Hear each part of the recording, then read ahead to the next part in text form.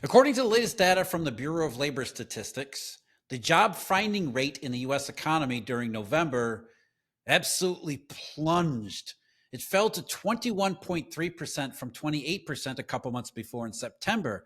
And this is something that you usually see for an economy entering a recession because recessions are all about the lack of hiring. And with the job finding rate falling this fast, it's saying that as those who are unlucky enough to become unemployed do become unemployed, they're unable to come off of unemployment because there are no jobs there. And the more that these unemployed don't have jobs and are unable to find jobs, and the more they stuck on unemployment, the more it leads to bad things throughout the economy, the greater the chances that actually happens. And there are other ways that we can see the same things and check our assumptions or what we're seeing from the job finding rate, something called the Beveridge Curve, for example, which I'll talk about in just a minute, or even just the median length of time that the people who are unemployed stay unemployed. That one has spiked up a lot too. And it has done so in a way that looks like a lot of periods entering recession in the US economy. So while the Federal Reserve this week cut back on its dots and said they're back to worrying about consumer prices, don't think for a second that they've given up on worries and concerns over the labor market too, because they are aware of everything that we're going to talk about here. And some of these things, like the Beveridge Curve, they take them very seriously. So the Fed is adjusting its dots based on not knowing which direction to focus on. That's all that has happened. Jay Powell's press conference said, we're not saying the economy is good. What we're saying is we don't know which way it's going to go. We can see problems in the labor market. We can see all of the job finding rate, the Beveridge curve, median unemployment. Those are things the Fed does follow. And they can also see that the fact the CPI is accelerated, which is something they're going to pay attention to as well. So Steve Van Metre, we've got some pretty sobering deterioration in the U.S. labor market. Even while everybody's, the last payroll report looked somewhat okay, you look under the hood, it's still all about the fact that nobody is hiring. Jeff, it's amazing that the Fed is uncertain about the direction of the economy. I mean, after all, it is their job to kind of have a clue. So the fact that they're saying they're not sure if it's going to expand or if it's going to contract is really kind of baffling to me. But as you mentioned, it's all about the labor market. And at the end of the day, if people are working, they're making income, they're spending it, that's what drives the economy. And one of the concerns that we've had, and is showing now up in the data, is that when people lose their job, they can't find another one. It's even worse when they go out and they look and they see there aren't even anything available. It's one thing to lose your job and not get another job because maybe you weren't qualified or if they hired someone else. It's a whole different story that nobody is looking for someone of your qualification. That leads to people giving up and immediately causes people to slash their spending, because how do you go home and tell your family, well, I'd love to provide for you and have income, but nobody's hiring. So you don't keep spending in that case. You have, of course, a big change in your budget that then backfeeds into the economy. So what we're seeing here, Jeff, as you mentioned, is not a good sign for the direction of the economy. Yeah, it's like I said, what we're really after is we've seen this lack of hiring for some time. We've been talking about it since last fall, and it's gotten to the point where we're seeing it in these metrics that are showing up saying we're getting very close to that point in at least historical examples where the lack of hiring starts to become a surge of firing. That's what the Beveridge curve, for example, is all about. And the Beveridge curve is simply, as the name implies, a curve which shows the relationship between the demand for labor, something called the job openings rate, and the supply of workers, which is the unemployment rate. And when everything's nice and good and healthy, there's a mix and match between those two, because in any economy, there's always churn. There's always people who get laid off. There's always people who involuntarily quit. But as long as there are employers to hire, then that's not a big problem. You lose your job, but you find one in a couple of weeks. It's not great. You don't like the transition, but as far as the macroeconomy is concerned, everything's just fine. And so what the Beveridge curve really zeroes in on is when that regular churn stops churning. And when it stops churning, what is the point at which it becomes too big, that it leads to bigger economic consequences.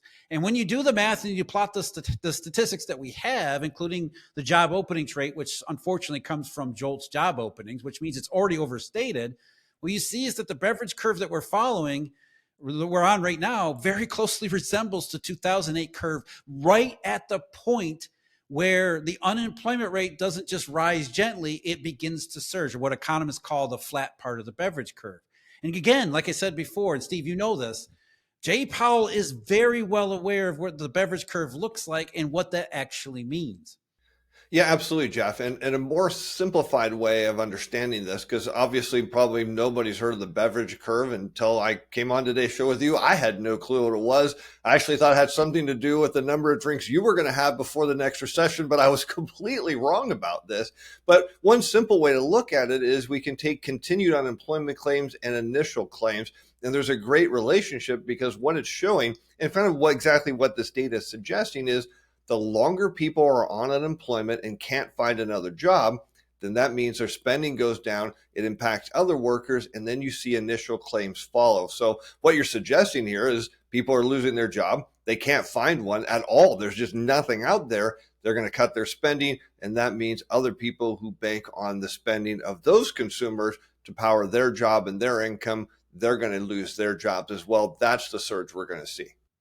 Yeah, and I think what's really important about all that is, again, we've seen this stuff coming for the last year or so. It's been building up slowly, slowly, slowly. You go back to JOLTS itself, the hiring rate. The hiring rate has been falling and falling and falling. That's one indication. But what we're getting toward now is some of these numbers. The hiring rate is one, especially just for the population, but also the jobs finding rate, which is a calculation. You have to go into the household survey and do a little bit of math. But what we're talking about here is that, okay, the labor market's been weakening and weakening and weakening for some time. And what we're all after, you, me, Jay Powell, the Federal Reserve, anybody in the stock market, the real economy, what we're all trying to discern is that, I don't want to say magical moment because it's a negative thing, it's a really bad thing, but that moment when this weakening, this slowdown, this downturn becomes the full-blown recession. That's the point that we're all really wondering. I mean, the Fed, they're trying to avoid that with rate cutting and everything else. And what we're seeing in the statistics, especially the job finding rate, that's a really sobering one, along with JOLTS hiring, is that it's more and more signs showing that we've gotten past just the downturn, slowdown, weakening, and that we're into the real danger zone where it's no longer just a slowdown, it becomes the full-blown recession type. And I think that's why the Fed cut rates as aggressively as it did in September, is because they saw way too many of these numbers, which have only gotten worse since then. And so they thought, okay, let's do 100 basis points of cuts in a couple months, just to give us a little bit of margin for error in case we are too close to that magical point. Yeah, Jeff, there's no doubt we are at an inflection point. And remember, we think back to where we were a few months ago, and everyone said that consumers were uncertain about the election and businesses were uncertain, that as soon as we cleared through that, there was just going to be this massive amount of spending. There's so much pent up demand. But what did we actually see? Well, we can turn to Philly Fed data. We got the New York Fed data and the regions there. What happened? After October, we got the November data, which is obviously now factoring the election in. And what happened? Huge surge in expectations. And we saw hiring go up in some cases. We had new orders going up. So everything said that, hey, maybe there's some truth to this. And then what happened in December? Slam right back near zero, as if, hey, we put a bunch of orders in, we're excited, and nobody came to buy. So now we see expectations at the factory level rising for future production as actual expectations are falling. So we see very clearly across the board, the labor market's just telling us what we've been seeing in these regional surveys all along. Yeah, and it's the same thing in the employment market, right? I mean, there was a lot of talk about how the election was the major factor holding back the economy all summer and everything else. And then the election happened, and we didn't really see any pickup in the employment data. You would think that if everybody's been waiting for the election, November would have been it. That would have been the month where everything turned around. We talked about this, when the payroll report came out, the household survey, right? We had October, where October was supposed to be, because of the Boeing strike and the hurricanes and any number of excuses why the payroll data was weak. And the household survey plunged. It was down more than 300,000. And so November was the chance to put all of that to rest. This was the month after the election happened, the month where the election happened, but most of the month happened after the election. So there was plenty of time to react to it and act on it. And instead of seeing a robust turnaround in hiring, which you would expect to happen, if employers have been waiting to hire for 6 months because of election uncertainty, or even just 3 months because of election uncertainty, if they got what they were hoping to see, they would have been staffing the hell out of everything all throughout November. We didn't get any sense of that. In fact, as I'm saying here, the job finding rate absolutely plunged. I mean, really plunged in a way you only see in recession during November, which says that for all the hype and for all the excuses, it wasn't storms in October. It wasn't the Boeing strike. Those part of it. But in reality, the labor market has gotten weaker and weaker and weaker to the point that all of these things are beginning to flash really serious warnings. Yeah, Jeff, and the idea that this was a surprise, well, it isn't. At least, well, not to us, because we've been watching the deterioration of the labor market happen for, since earlier this year. So we all noted that people are getting stuck on unemployment. We know that wage growth is slowing. We know that hours worked are getting cut, and all this comes back to one key thing: demand. And that was what was supposed to happen after the election, right? Everybody was supposed to say, hey, I got what I wanted. Now I'm going to go throw some money around in the economy. And they got what they wanted. And then everyone said, well, I'll wait for you to go ahead and spend. And nobody moved. And that's the problem here, is we're not seeing a lot of consumption. We're seeing people looking for deals, which makes perfect sense. The people are worried about tariffs. They're looking to spend, get as much for their dollar as they can. But in terms of what we see at the factory level and the wholesale level, even the retail level, demand isn't there. And this is a huge problem, because now the data is suggesting, as you pointed out, you're at an inflection point. The Fed's not likely to cut twice next year. As you mentioned, they're probably likely to cut twice in January, but no one's pricing that in at all. Yeah, this. If everybody was expecting the election to be the big thing, right? As an employer, you would start hiring workers before the orders start showing in. If you were ultra confident that this effect was going to happen, that the economy is going to boom, say in December or even January, if it goes off a couple months, you would be hiring in November. You would be hiring right away, because you got to get people in the door. You got to find candidates. You've got to train them. You've got to get them ready and make sure that they're productive by the time the actual data, the new sales come in. So if everybody was at all confident that it was election uncertainty, we would have seen it in the labor market immediately, absolutely immediately. And instead, as we're talking about here, the data from November and on into December as well has been, if not at the best, it's been as ugly as it has been. But a lot of these numbers have gotten even uglier. So at the very least, employers may have been talking a big game about being optimistic about the election, but they sure as hell didn't do anything about it.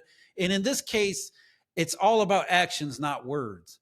Jeff, I completely agree with you, because we go back earlier this year, everybody, and even into last year, what did we continue to hear? The economy was going to boom. Companies staffed up after the pandemic, expecting this huge boom that we've been told was coming, but it didn't come. So they shut a few jobs, cut some hours. Didn't come again, shut a few jobs, cut some hours. But luckily enough, the manufacturing sector, they had so many backlogs that it really didn't matter. I mean, we've been running on nearly 2 years of backlogs, which to me is just outrageous. But nevertheless, there's just, hey, everything's going to be okay. But no one's had an answer for why the slowdown was happening. So then it became the election. And now it's like, well, it's going to be a few months after the election. And then we're hearing some people say, well, maybe it's going to be 6 months after the election.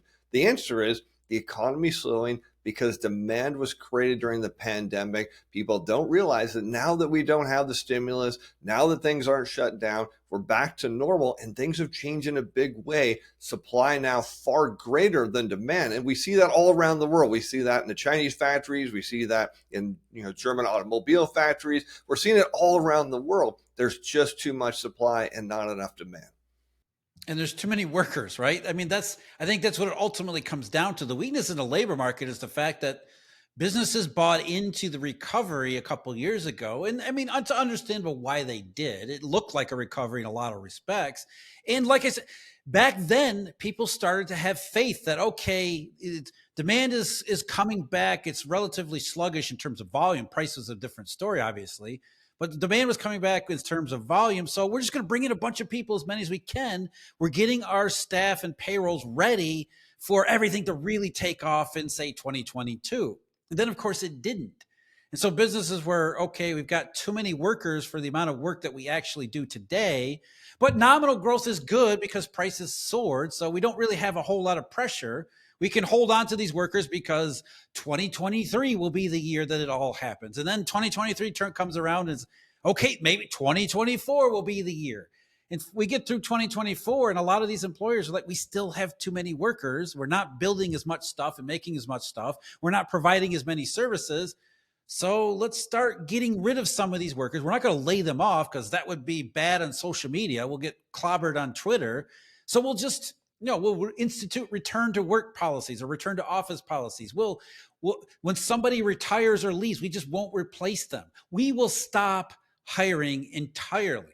And that's exactly what we've seen. And it all goes back to the fact that we have that in 2021, we didn't actually recover. Everybody anticipated it happening, and then it didn't.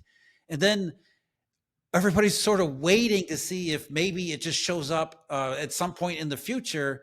And it's just, that's not happening either. So there was confidence in the labor market over recovery prospects, but that was years ago. Now it's all just optimism and sentiment and people just hoping that something turns around. But we already see that they're acting on pessimism and not really believing and buying into that story. And neither is Jay Powell. And that's the key thing, is a lot of people don't understand. Why did he cut rates if their projections say the U.S. economy is going to expand and inflation is going to rise into next year? It's because he said very clearly, he said, I think the funds rate is still at a restrictive level and needs to come down. He is absolutely worried, Jeff. He knows that the probability that the downside risks are going to come to fruition are much higher than the upside risks, and he needs an excuse to cut. So he did. The problem is he couldn't get the board to buy into more cuts because the data, the one thing he says we got to trust, the data says, wait a minute, maybe inflation is going to go up. So he's kind of got his hands tied here, but he's very worried, particularly because he knows President-elect Trump's not his biggest fan at all. And if things start to go down, well, the data is going to say don't cut, but we know he's going to have to. Yeah, and I think that's, why didn't the Fed come out with its dots and say we're going to cut 0 times next year, right? If they were all concerned about consumer prices and not at all concerned about the labor market, here was the time to say the soft landing is here. Let's declare success. And so the only reason the dots show 2 rate cuts right now, they're going to change. I mean, they have changed all along. The only reason they show 2 rate cuts now is because the inflation part came back. And so they said, okay, a weak labor market, the weak labor market that we got in the summertime, that led to 4 rate cuts from the Fed. So if you believe that the inflation is a problem, you have 0 more cuts. And if you have labor market issues that are as bad as they were in the summertime, that's 4. The Fed just split the difference. They said, okay, we don't know which direction to go here, so we'll just call it 2 for now and see which one happens. And that's what's really interesting and what's really important about these labor statistics, like the job finding rate plunging and the Beveridge curve, is that it raises the chances the Fed is going to forget about its inflation mandate again when we go through another disinflationary period, because the labor market already is on the edge.